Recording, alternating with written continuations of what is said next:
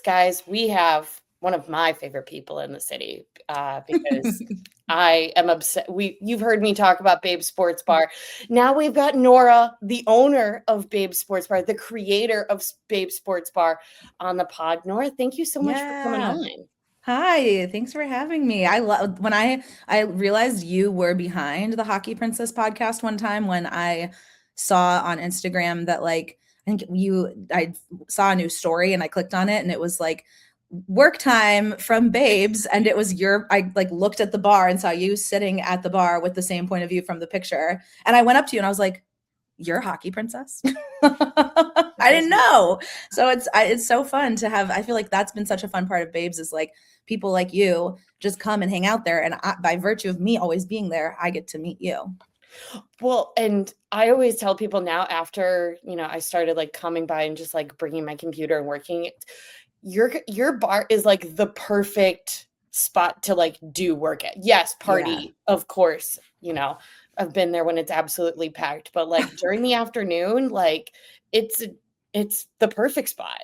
Yeah, I love seeing people come. I feel like there are people who will come and like finish their workday from Babes and like use our Wi-Fi. We have guest Wi-Fi like that we want because we want people to be able to like do what they need to do on their computers if you are sitting at the bar. I love getting a little computer work in when I'm there. And then I have to close it usually when it's like starts to get bumping. But I do love sneaking in some computer work. No, definitely. Before we get to Babes, because like I said, I have 500 questions about Babes. I want to know more about you. I know you're from the Minnesota area. Like what got you into like the sports world? What sports were kind of like your thing growing up? What was your sports niche in your beginning into sports? Yeah, I mean, I grew up in Minnesota and I think I would have, like, knowing me and looking back at my childhood, I should have played hockey, but my parents both were West Coasters. And so they did not want to be outside in the Minnesota winters. So I played soccer, basketball, and volleyball, the indoor sports. So I was like a year-round athlete growing up and just loved sports and loved competing. I was never like the best player on the team, but I was always, I was captain often and also like just loved being on a team and really thrived in that environment and just I feel like I was like one of the like people who really helped glue the team together and that has always been sort of how I operate. Like I feel like my team sport background really helped me and like shaped me into the rest of my life. And then high school, I think high school was a huge defining moment for me as an athlete because I went to a small charter school that was so small that they didn't have enough players for a boys team or a girls team. And so we joined forces and had a co-ed team. But then we also added the local deaf and hard of hearing school because we, even as co-ed, didn't have like a full side.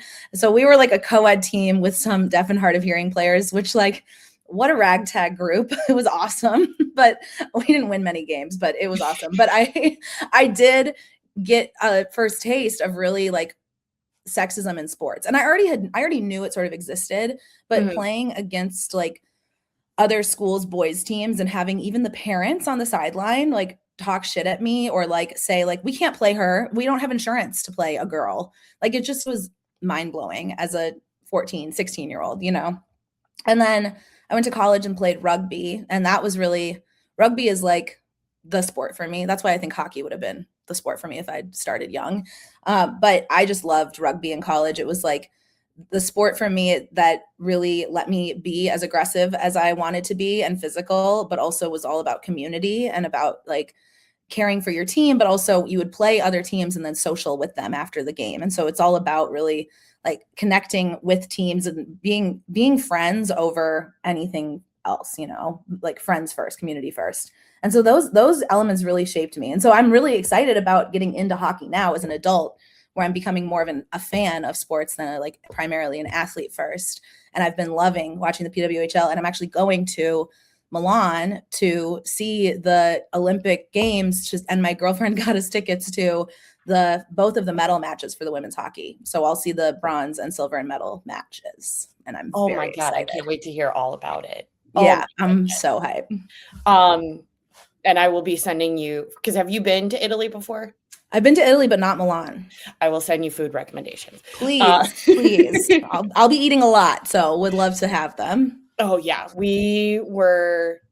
I was there not this past summer, but the summer before because I'm a year-round sports watcher, Hell but yeah. hockey primarily, and then motorsports are my like the summer Oh, one. So we were out there for motorsports, and yeah, oh my gosh, you are going to have the absolute best time. The I'm absolute. very excited. I can't wait to see 500 pictures.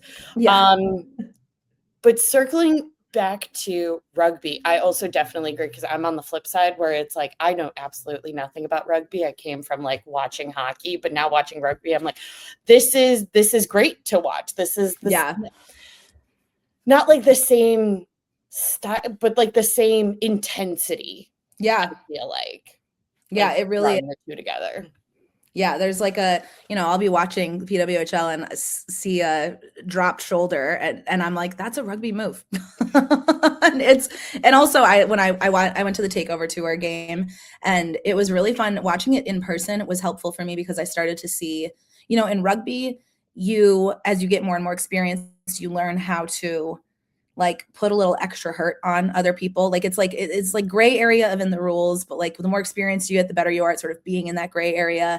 And as I was watching the hockey game live, I was like, oh, of course, hockey has its version of that too. Like I was starting to see how the players like sort of when the puck was away or like after a little scuffle, there were like a few extra touches. And I'm like, oh, that it's so fun because it's like it's so physical and also it's not just brute force physical, it's like strategic physical, and that is so fun. Women are just like, that's where women actually, I really think that's where women can thrive and we haven't really been allowed to. Like how do you get to use your body as a weapon?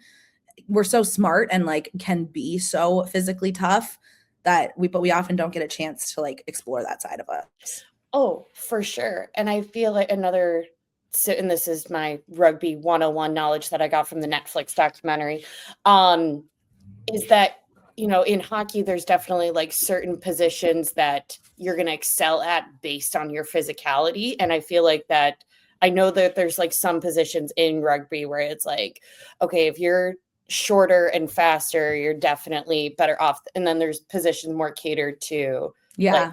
larger individuals of stature. Yeah. Yeah. It's rugby. I mean, one of the other, I could talk about the like positive impacts and cool things about rugby forever. But one of the really cool things that I think is one of the most important is there was a study, I think a Harvard rugby player did a study and showed that women who play rugby have such higher self like positive body image than women in other sports. And I think it's really because we say like every body is a rugby body. Like there's a place for every body on the rugby pitch, and it's so like body positive, not in like the sort of shallow sense, but in like your body, no matter how it looks or how it operates, like can be helpful on the field. And Right. so it just really, I think it changes a lot of, and like also it helps, people like me who like I grew up calling myself like thunder thighs playing soccer in middle school and high school, and then I get to play rugby where it's like that's such an asset, and you actually people want thighs that are big and strong, and getting to have that mental reshift or shift for me was so powerful. I think it was a huge part of me like really learning to love myself and my body. That's fantastic. That is Yeah, I love absolutely rugby. fantastic. Um, so I know you're from Minnesota. What drew you to Chicago? Was it college? Was it change of scenery, less freezing winters? No, I gave up good weather for Chicago. I went to college in Oregon and then I moved to New Orleans and I was a teacher there. I did Teach for America and I taught middle school for 7 years. So I was a middle school teacher, which like you can really I think once you know that about me, you can really see that at the bar. Like there's a lot of elements that it's like, I've yeah, seen your patience in action with oh yeah, people, so I can I was more tell. thinking about like the crafting, but yes, no, I do. Like last night there were some people there 20 minutes after we closed and I said, "Hi friends. We closed 20 minutes ago. Right. Thanks so much for being here. Get Like, out." go home. But yes, no, I the patience is real. I wish it weren't sometimes. I'm like, it would be so much easier if I could just like snap at people. But I'm from Minnesota. So I was in New Orleans for 7 years and I moved to Chicago for grad school Okay. because I I love New Orleans, but I wanted a place where I could feel like I was really like going to last for a long time. And I thought Chicago would be, I looked at a lot of different schools. I thought Chicago would be the place where I could like get a good, do a good master's program, but then also find myself after that degree in a city that I wanted to live in and like have a career in. And so I came to Chicago. It was right before the pandemic. And so my like 2 years at U Chicago were very different than I'd imagined they would be. Right. But I really thought I would move here and do like education policy. That was my background, and that was what I, took out thousands of dollars in student loans for. But I started working in ed policy. I was working for the school district for Chicago Public Schools and working downtown, and just wasn't feeling fulfilled. It was very different than, teaching is so like for me, very fun and dynamic and exciting and feels impactful. And I was working this office job with some people who really did believe in the mission, but a lot of people who were sort of career bureaucrats and didn't care at the level that I wanted people to care. Right. And it was really hard for me. It didn't feel good. And so I really just wanted a bar like Babes for myself as a customer. I was trying to watch the Sky win the national championship. And that was a galvanizing moment. I was calling bars, I would like set an alarm for 3 p.m. when they would open, step away from my cubicle, call a bunch of different bars, see if I could get them to answer. And if they answered, say, hey, there's a Sky game on tonight. Like I'm looking for a place to bring a group of friends. Can you play it?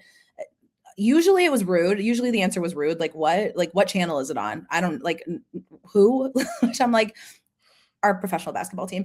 Then when I would finally get a place that would say yes, we would go. And it was like, even that, it was still having to re-ask the new bartender who was there and maybe who didn't answer the phone and see if they would say yes, see if I could get the sound on, deal with the other customers who were like on always a rude comment. Like I feel like it was like we would notice if we sat through a game and didn't have to deal with another customer there saying something rude to us, or like being like, who's watching this, like without knowing we were watching it. And so I just wanted a bar like Babes for myself as a customer. I'd seen the Sports Bra open in Oregon, in Portland, where I went to college, and then a bar of their own opened in Minneapolis, where I grew up. And so I was like, yeah, I mean, it's also just what a good proof of concept. If like these bars can be so popular and so successful in Portland and Minneapolis, for sure it could be good in Chicago. Like we have so many more people and like more pro sports, all of it. So I was like, I spent 6 months trying to find somebody to open. I was like, here's a business plan, or like here's a concept. Open this bar for me. I'll be a customer. After 6 months of talking about it, I think I had enough feedback from people saying like, it sounds like you should do this. It sounds like you have ideas for this. Yeah. And I think I needed that time to really like let myself see the possibilities for myself. And in that 6 months I had started to see sort of a vision of what I wanted, what I would want it to be. And I'm a control freak. So I didn't really see myself being able to be super happy with somebody else doing that vision or carrying out that vision. So I started working on it. And then my Tora was she and I were rugby co-captains. Our freshman year, we got co-MVP, the Auras. And then we became co-captains our sophomore year because there was a whole sort of like exodus of upperclassmen. And so we were co-captains for like 3 years together. We also, at one point in college, I was student body president and she was head treasurer, which is like very much the dynamic we have now, where it's like I'm running the business side of Chicago. She's the CFO and doing all of the finances. And so it's like, we've already done this. So it's great. We're really good at working together like this. She sort of approached me and said, I know you're working on this. I live in New York. I don't want to open a bar in New York, but her dad owns bars. She's always wanted to do something like that. So she came on, and since then we really like started putting words on paper, started building a business plan, went out and found investors, got a lease, got a liquor license. That part sucked, but getting through that and getting to the opening, it was awesome because it really was like this idea that she and I had years ago that we'd just been talking about and making like PowerPoints with just pictures and thinking about what it could look like. And then we were standing together at the grand opening with customers coming through, buying drinks. It was really surreal and awesome. You guys, like y'all ran out of alcohol that first weekend. I remember that. Yeah, I was just talking about that with somebody was there last night and they hadn't been back since the grand opening. And we were talking about just how good and wild of a day that was, but just how it was so surreal for me because I'd anticipated that there would be a line. Like we had our grand opening from 3 p.m. to 10 p.m. And in my head, and sort of what I'd like communicated and we'd planned around, is we would have a line for the first 2 or 3 hours. Like I figured there was enough buzz that we would have a line for a bit.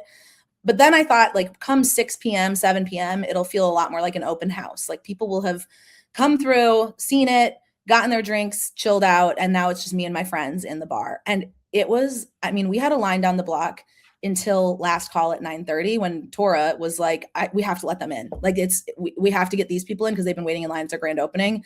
But we had a line and like full capacity for the entire 7 hours, which was, it was crazy. I mean, it was crazy just logistically, but then also for me thinking like, I spent 2 years being like, will this work?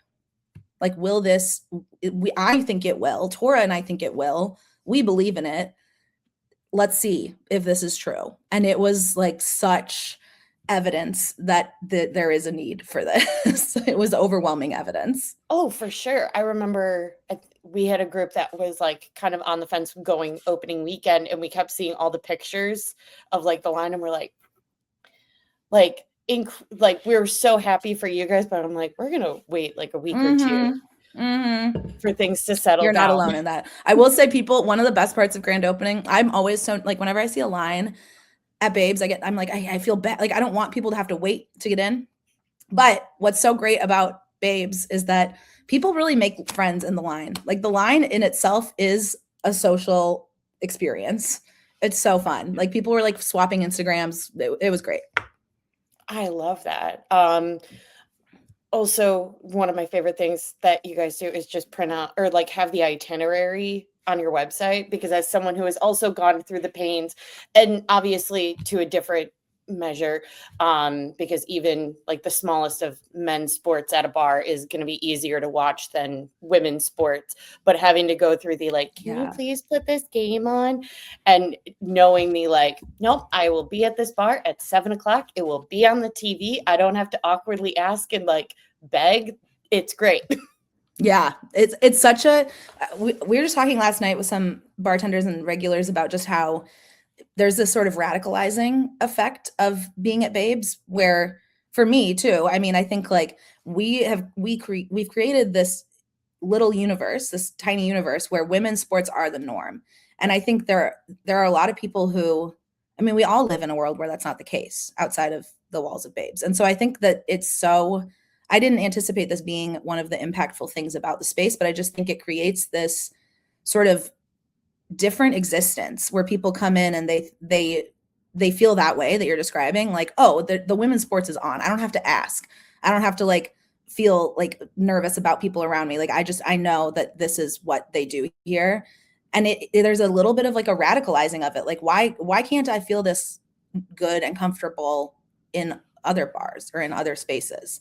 And I really think that I didn't think about that as like an impact or like a downstream effect, but it should be, because it is like we're proving that these spaces can thrive, and we should, as consumers, have the opportunity to have more of those spaces. Oh, for sure.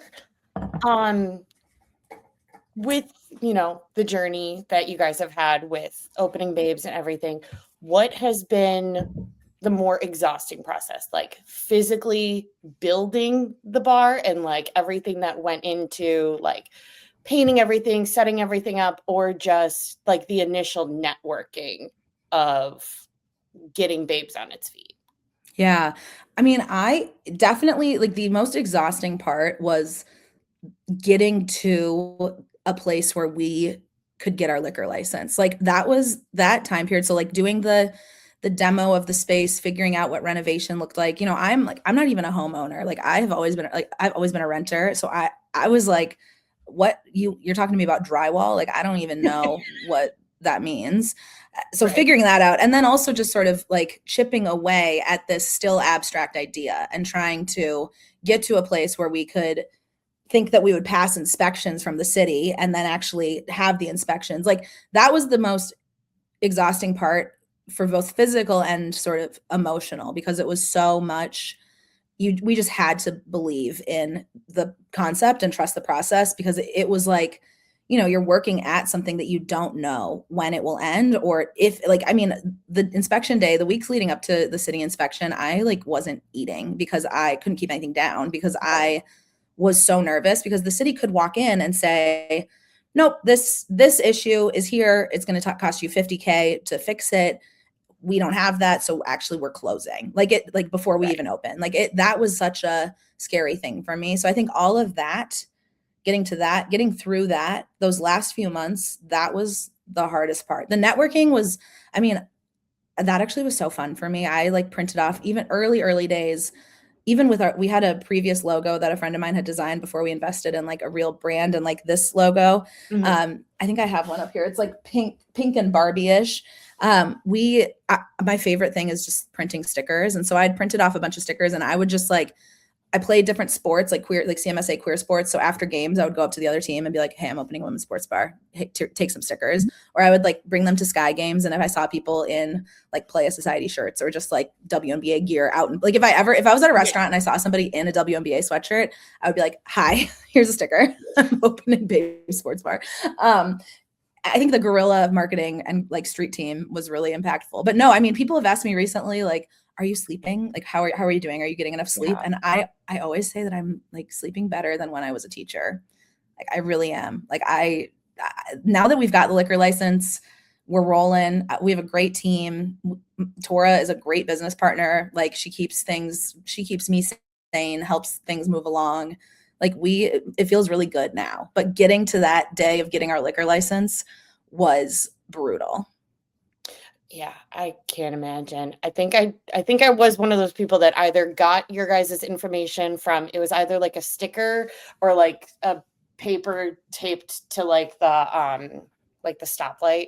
Yep. Because I remember seeing it and then immediately like scanning the QR code, throwing it in the group chat. I'm like, guys, I don't know when they're opening, but we're going. Yeah, that was our crowdfunding campaign. We did like a street team flyering event, and it was awesome. Yeah, I feel like that the return to like analog and just like being present and in person, I think was something I really leaned into with getting the word out about Babes. And I think that's what we're seeing Yeah. more collectively, is like a desire to return to that like in-person feel. And I think that it was a really helpful part of our like early stages. Oh, for Because sure. it got people like you. Let's go. Like, you were sending it to your group chats of people who are all excited about a space like that. I was throwing it to the group chat. They're like, when does it open? I have no idea. Where is it? No idea. We're going. Yeah, good. Like, okay. Good. It worked. Yeah, obviously it worked because you guys have been having fantastic turnout. Obviously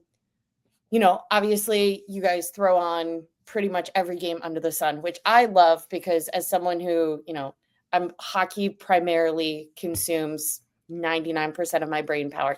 I don't know a ton about other sports. And so I Yeah. feel like it's always a learning opportunity going into Babes. Like, could not tell you anything about like volleyball as a whole. Am I learning things by just osmosis of being in the bar?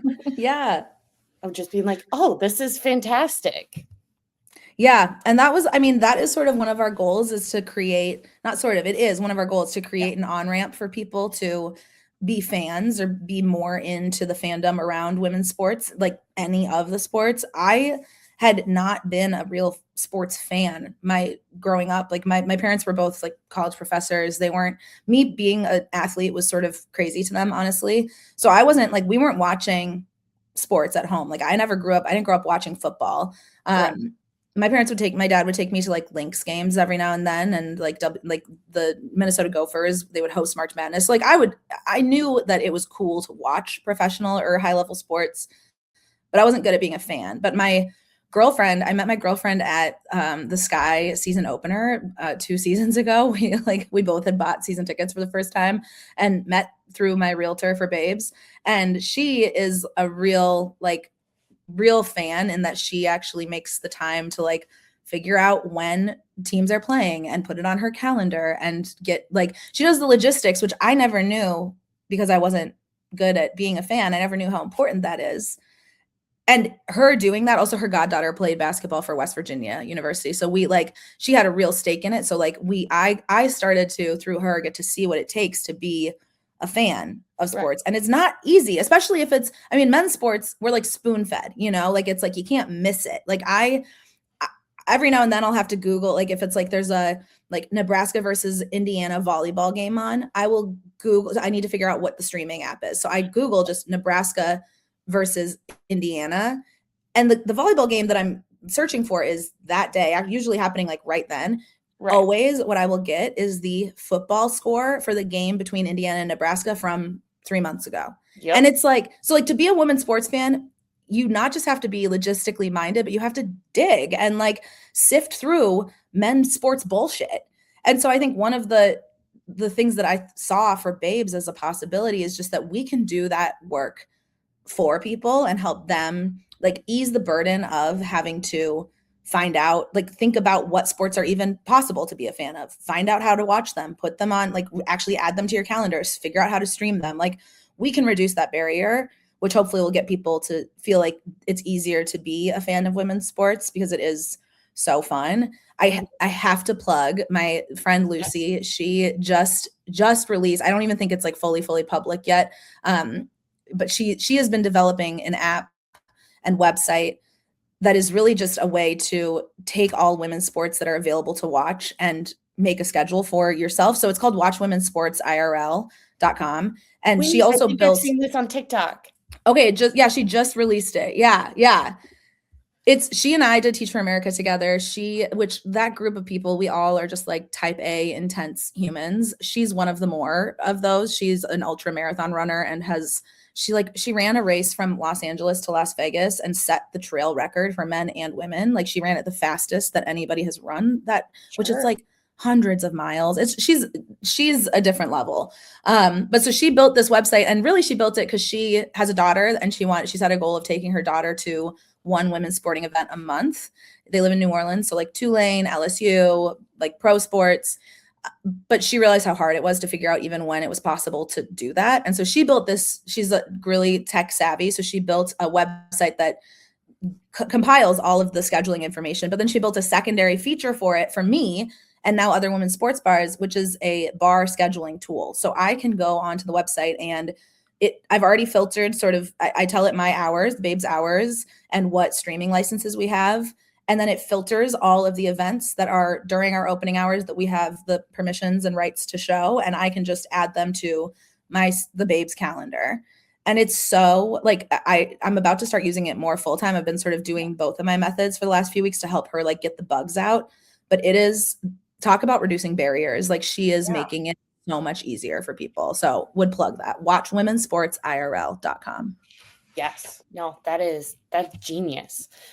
Absolutely genius. It's really cool. I'm like, how did you do this? You have a child and 2 full-time jobs and you did this like on your computer on the weekends. It's incredible. No, it's the folks that have 500 things on their plate where I'm like, how did you do this? But also only you could do this. Yeah. You know, like we say, you guys have every women's sport under the sun basically playing at Babes, but you also throw a ton of fun events and have throughout, since you guys opened. What have been some of your more favorite like collaborations or events that you've been able to throw at Babe since opening? Yeah. Oh, great question. I mean, that is really where I think that is the space I thrive in, is like finding people who would benefit from a physical space. So often it's like groups that are more social justice oriented or community oriented, don't have the funds or the power to have their own space or to rent out a big space. And I was just on a call right before this with the Chicago Dyke March Collective, and they are planning a fundraising party at Babes, like a dance party. And I was saying to them how now that I'm on the business side of things, I only ever existed in like education, government. Now that I'm on the business side of things, I see how powerful it is to be a business owner, because you have a space. And I mean, if you have a brick and mortar, like you have this physical space that you can leverage and give and share with people. And so we've been really trying to be intentional about how we share that space. We just did a fundraiser. And they aren't all fundraisers. Sometimes they're just parties, right. But we just did a fundraiser last week for a former teammate, a rugby teammate of mine named Tito, who made the Philippines national team. But for women's rugby, there's not much funding available. Right. So she was trying to self-fund $4,000, and she reached out asking if we could help donate. And I was like, we're not really in a position to financially give because we're still so new, but I can help you throw a fundraising party. And so we threw a party for her, and we raised $1,000 for her from the party, just from people coming, buying drinks, giving a cover charge. It was awesome. I feel like that is like the exact way that I'd hope to leverage the space. We have an upcoming event that I'm really excited about. My bartenders are not excited about this, which I think is so funny. We're doing a pop-up sauna. There's this Harbor Thermoculture. It's this a mutual friend of mine. She has this like portable sauna. It's like a wood barrel. It's beautiful. It's this big sauna. It seats 16. She can truck it around the city. So she's going to come and pop up at Babes with it, and people can book like 30 to 45-minute slots in the sauna. And I'm doing we're having the sauna there, but I'm also partnering with this queer run club called Out There. They're going to come to Babes and do like a winter run, just sort of like get the winter out of your legs, and then sauna after if you want, and like cool down in sauna. My bartenders were like, so people are going to go sweat and then come into the bar. And I was like, good point. But yes, that they will. And like, we'll turn the fans on. And also like that is sort of how I, like, I'm from rugby world, where it's like, we would say like stink and drink after a game. You play 80 minutes of a muddy game, and then you go straight to the bar and drink. And like, we're a nice bar, like we're clean, like we try to make it look good. But I also do want it to be a place where people can come after practice or after games and like exist in their sports sweat and have a drink, have a Baberade. We have like our own in-house electrolyte drink, like refuel. And people might be a little stinky sometimes. We'll burn a candle. There you go. No, big fan of the Baberade. I think I tried that for the first time, like before, like the happy hour before the takeover. Before the bus. Yeah. Big fan of the Baberade. That wasn't really an event at Babes because we took a bus, but that was one of my favorite events of just like Babes community. We did this bus ride to the takeover tour, and it was, I mean, I was nervous about it because I was like, I'm in charge of these, not in charge, but I chartered a bus for these 50 people. We're going out to Rosemont. What if some people get lost? Or what if some people I don't know, what if there's an issue? But women's sports fans are just the like smartest, coolest, best people. Like it was the easiest trip and the most fun. It felt like adult summer camp on the bus. Like it was so fun. And also I just got an email from the PWHL yesterday that we're going to do a Babes section where we can all just buy our tickets through them, but to sit all together in a Babes section. And I'm like, let's do 2 buses this time.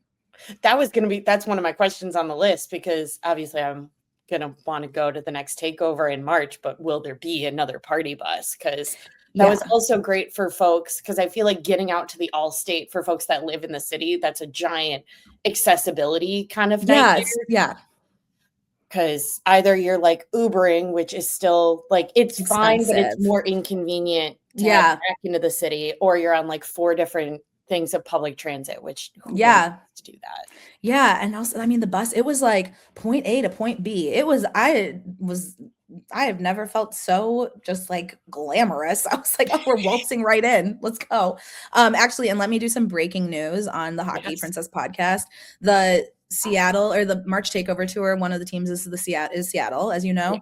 And the VP of operations for the PWHL lives in Chicago, actually. She's a former Blackhawks person, and she now is like running shit for the PWHL and doing a great job. Her name's Annie Kamens, and she and I've been talking about what the March Takeover Tour looks like, and she heard about how we had the Stars, the soccer players from the Stars, guest bartending. We had Alyssa Nair and Sam Staubin, and it was so fun. And she was like, well, could we do that with PWHL players? And I was like, yeah, duh. Yeah, please. We would love that. And then Seattle, I mean, obviously CJ, and I've DM'd CJ through the Babes Instagram because we had joked about doing a mullet rating contest. And I obviously used a picture of them in the post about it. So they know about Babes, but then also Emily Brown on the Seattle team, her girlfriend is like a regular at Babes. And so I was talking to her and I was like, I want Seattle. Like, I feel like Carly Jackson would, the way that people would freak out if they were behind the bar. And so this is like, I'm saying breaking news. It hasn't been confirmed yet, but it will happen. We will have Seattle behind the bar at Babes. So Incredible. get ready. I might just live there for that weekend. For Yeah, that same. for that week. Well, yes. Yeah. More than usual. I was gonna say, do they just have like a cot for you in the back? No, I live close enough, luckily, that I just can run home and fall asleep. Perfect. No, the party bus was fantastic. It was like a mix, or at least with like my group, it was a mix of like me, where it's like hockey fans getting into PWHL, and we had a lot of folks that just knew absolutely nothing about hockey in general. They're like, "What are we going to? What is this?" And I'm like, just come along for the You're ride. gonna have fun. Yeah, yeah. And like there were snacks, there were drinks, like there was good music on that bus. I'm like, this is the best Sunday. It was so fun. Yeah, it was really fun. That was fantastic. Um, all right, final questions, final thoughts. What kind of, obviously you're going to the Olympics in February, so that's a big what's next. But what's next in 2026, and what are your like next I wishes for Babes? Great question. I mean, coming up for us, we have the Olympics is going to be we're doing a whole menu revamp for the Olympics. We are working with the Condesa Gin is this it's a gin from Mexico, and it's women owned top to bottom, like in the distillery ownership team, and it's just this, and it's beautiful and tasty. And so we've been working with the one of the brand reps for Condesa, and she actually used to be a journalist who covered the Olympics. And so she is like stoked about the Winter Olympics, obviously, and the Paralympics. And so she's helped us design a special menu that will have some Olympics themed drinks on it that represent sort of different events through the Olympics. We were working on it last night, and I just have to share that I'm very proud of this drink name.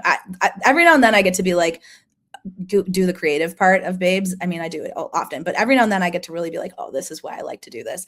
And we were working on this boozy hot cocoa, and it had a name. Like, we didn't really have a name for it yet, but it's supposed to represent the underdogs of the different like events and countries and teams. And so I was looking into different underdogs, and I was reading up about Amber Glenn, who is not a hockey player, but an ice skater, figure skater. Yeah. And she is the first like openly queer Team USA figure skater. And she also has had this sort of underdog history.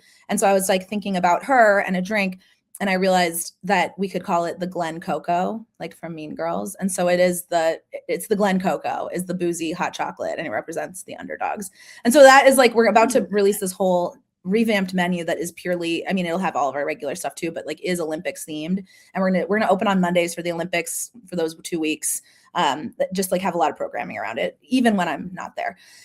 And also March Madness is coming up. So we're going to be doing a huge like March Madness bracket theme push. I love college basketball, and I think it's infectious, and I want people to like be along for the ride as soon as the season, I mean, the season's already in, but as soon as playoffs start, I think it would be great to just like, I'm excited to get people really invested in that. And then WNBA All-Star Weekend is this summer. If they get the players to play, I think that is still a TBD. I mean, they do not have a signed collective bargaining agreement, but if there is a WNBA season, the All-Star Weekend this summer, I think is going to it's going to be huge for Chicago, and we plan to be a big part of that. And so we work with the Sky pretty closely. I love getting to work with their marketing team, and we're going to do we have some like fun things in the works that I think will be really exciting. Oh my gosh, that sounds fantastic. Yeah. I'm very excited to order the Glen Coco. Yeah, it's good too. That sounds I mean, you guys don't put out a bad drink. I'm pretty Thank used to you. the Thank Miller High you. Life, but there's not a bad option on the menu. That is really important to us. Like we do a lot of R&D on our cocktails. No, I can definitely tell. Well, Nora, thank you so much for coming on. Is there any final plug, anything that you want to share? I would just say keep a lookout for our February calendar. We have a lot of dates of fun things coming up. And even if you don't think you're a fan of women's sports, or if you aren't a fan of like a certain sport, I think we can help you feel differently if you hang out at Babes. For sure. I totally, I'm proof of that. Yeah. But definitely great. But Nora, thank you so much for coming on. Thank you for having me. Thanks for being a Babes regular.